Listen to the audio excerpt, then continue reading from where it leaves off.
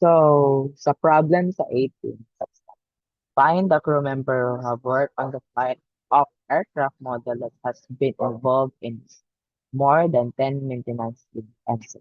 Saba, lagi mo bayaw. Select contat's last name, first name, middle as a crew name, model name, count, model name, maintenance incident, from crew, C, join crew details, or CD, on CD crew ID, C crew ID, join aircraft crew details, or ACD, on ACD crew details ID, CD crew details ID, join aircraft details AD on AD aircraft details ID, ACD aircraft details ID, join model M on model ID, aircraft details model ID.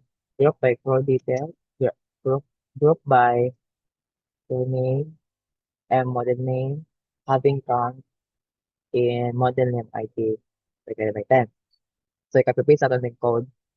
Pag ito siya makapipaste, so, tangan di ako na ito siya of create view. Same na itong libuat ko, 17. Create view, atong code na yun, para mas madali, kung madali na siyang code. Okay? Tapos, same lagi ako, at copy-paste natin itong code. Tapos, instead of what, tangan na siya create view, isa na siya create procedure. Tapos, delimiter na yun, double slash, tapos, tangan na siya end, tapos, delimiter, tapos, mo na siya mag-okay?